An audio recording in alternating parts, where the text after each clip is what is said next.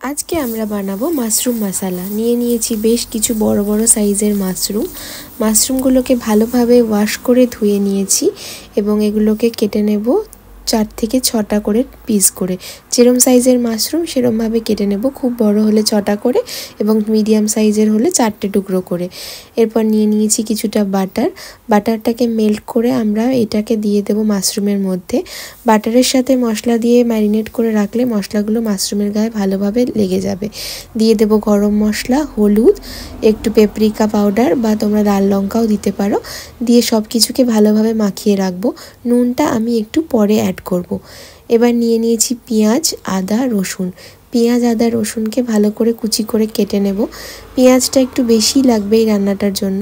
একটা গোটা বড় পেঁয়াজকে ভালোভাবে ছোট ছোট করে কুচি করে নিচ্ছি এবং আরও একটা পেঁয়াজকে আমি আদা আর রসুনের সাথে পেস্ট করে ব্যবহার করব, সেই জন্য আর একটা বড় পেঁয়াজ আমি নিয়েছি।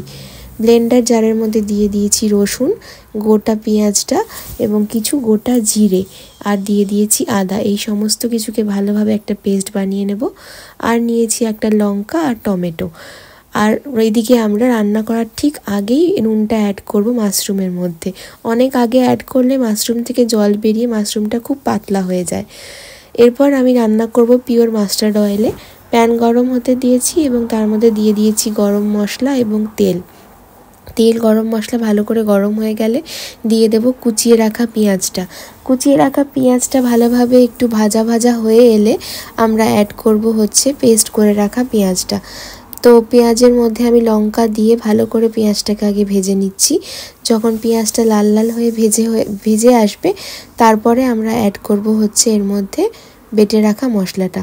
আরও একটা টিপস হচ্ছে যে পেঁয়াজের সাথে হলুদ আর লাল লঙ্কার গুঁড়ো দিয়ে পেঁয়াজটাকে ভাজলে রঙটা অনেক ভালো হয় এবং মশলার রঙটাও অনেকটা ভালো আসে।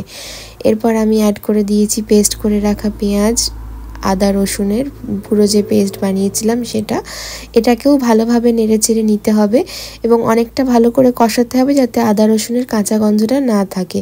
এবং কষানোর পরে যখন দেখব তেল বেরিয়ে আসছে সেরম সময় অ্যাড করে দিয়েছি টমেটো এবং নুন।